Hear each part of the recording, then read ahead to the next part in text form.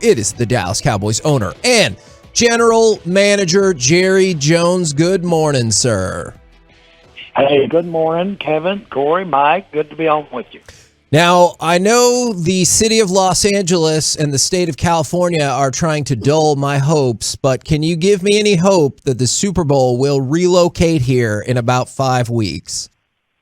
I'm thinking that positively, frankly, for the California situation, that's the plan. That is where it's scheduled, and I really, in the spirit of hoping that we have a lesser COVID intensity impact here, that we'll be having it as planned.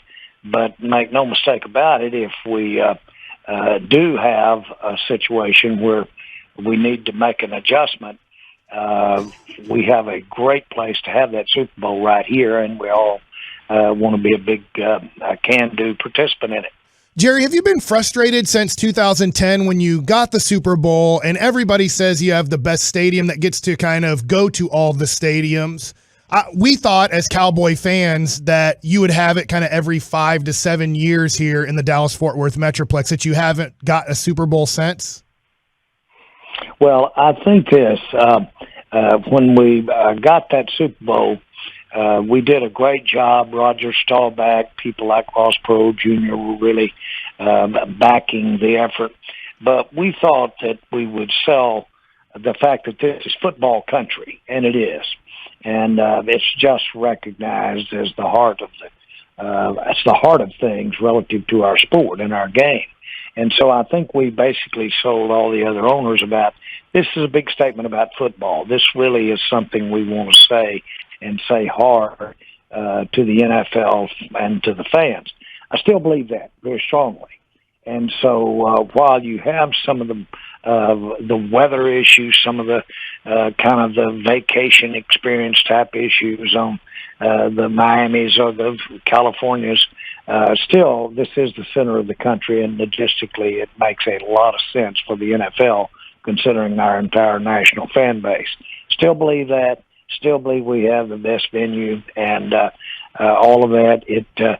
What we've really run into, though, is the NFL likes to, when you build a new stadium, they really like to take that market and give it the big bump that goes with that time new stadium and have a Super Bowl in that area. And I think that more than anything, the building of new other stadiums has probably kept us from having another one sooner than we've had. So I hold out. I always want to have it. We deserve it. We're a football country, and I hold out the hope. And the same thing when I built the stadium, it's a place for a Super Bowl. Jerry, have you or are you taking a different approach to maybe motivating the players here at the end of the season as you get to the playoffs? Or is this more like, are you more hands-off and you're like, I'm going to let the coaches be the guys that motivate these guys?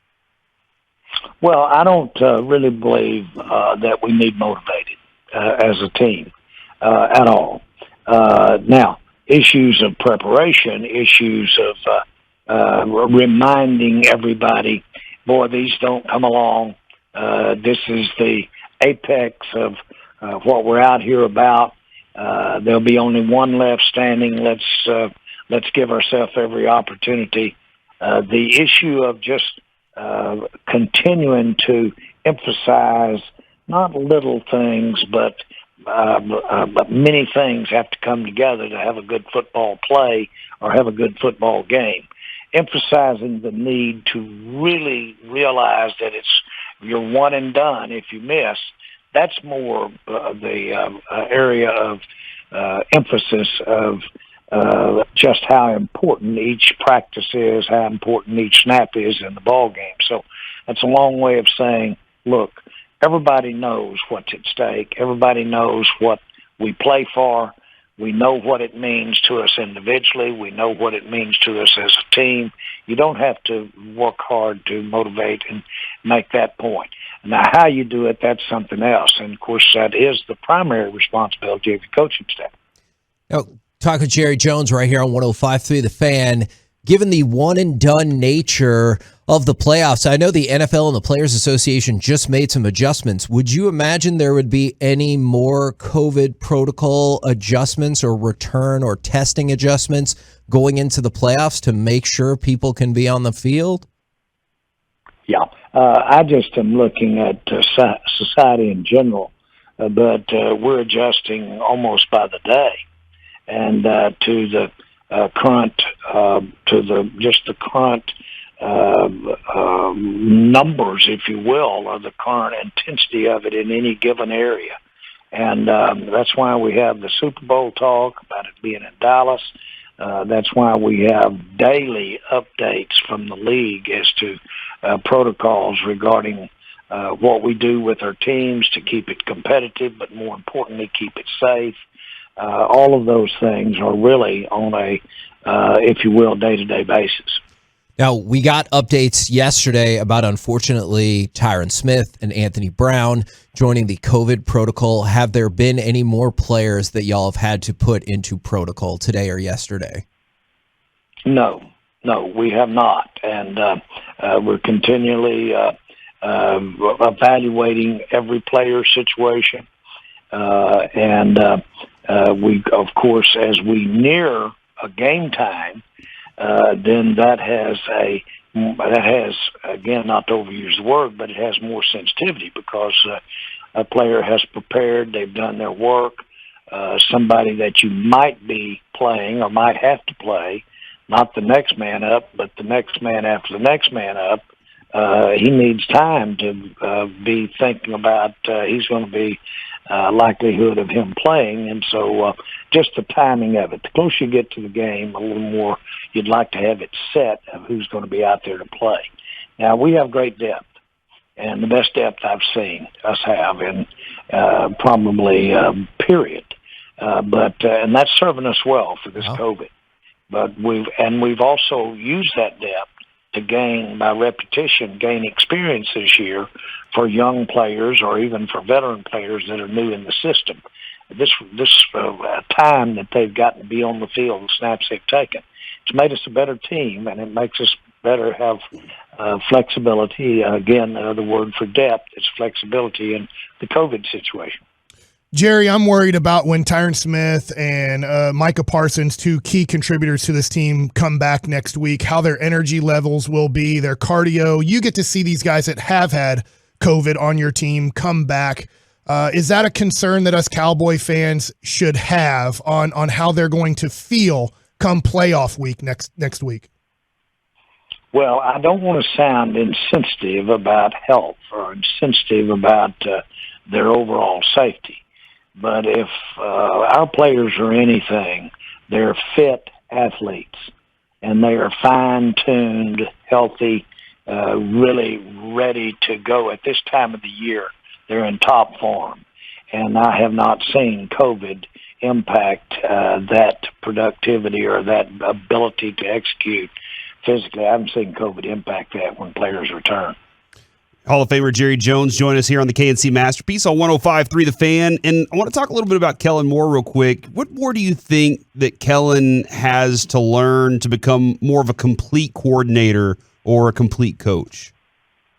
Oh, I'm not so sure that I could ever answer a question relative how much you've got that you don't know that you need to know, how much you've got to learn. What the question is, does Kevin have enough to be a top coordinator? And I would say absolutely. There are other nuances to be tried almost to be a head coach. And I would say if experience is the teacher, which I would say it's a big factor, then he would have a lot to go, because he has no experience in being a head coach. But that doesn't necessarily mean he can't be a successful head coach without experience. And we all know it's better to have it. But there are other qualities that will come out while you're gaining that experience that sometimes may be better than the experience. The freshness, the creativity, some of the angst that goes with it can be a positive when you don't have the experience. And I'm not just talking about coaching. I'm talking about any endeavor that you get into. So I will tell you that a fresh inexperience can sometimes be a real positive as opposed to an experienced, maybe set in your way approach. Definitely agree with all of that. We've always been curious about this. Does the NFL tip you guys off, tip the teams off at all about what time slot you might be looking at going into the playoffs? Like, did they move y'all to Saturday so you could play in Saturday next week? Or do they give you an idea of, hey, here's where we're thinking you might be playing? That's an astute question. Thank you. And and it's one that the better you could make decisions and have the best matchups at the best time slots, the better your viewing audience is. And it's an important factor. And the answer is you don't know until you see who's going to be playing. And because that gives you an idea, especially since you do have one of the games next week will be at home for somebody.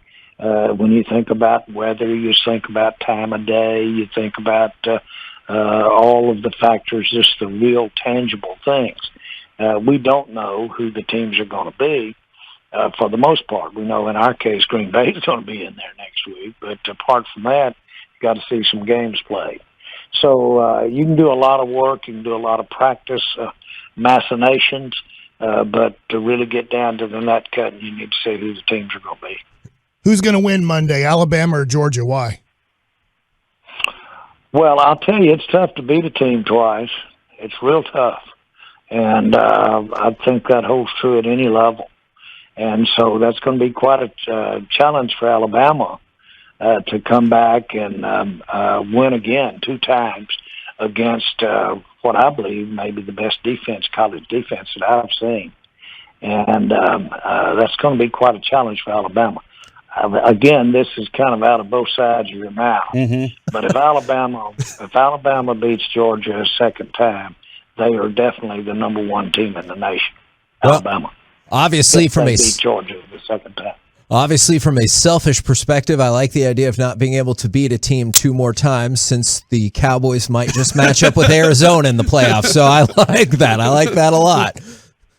Hey, I'm not so sure that when that ball lands and it's oblong, and so you don't know which way it's going to go. I'm not so sure it's got the fact that they've beat that team before in the same year in mind when the ball goes that way.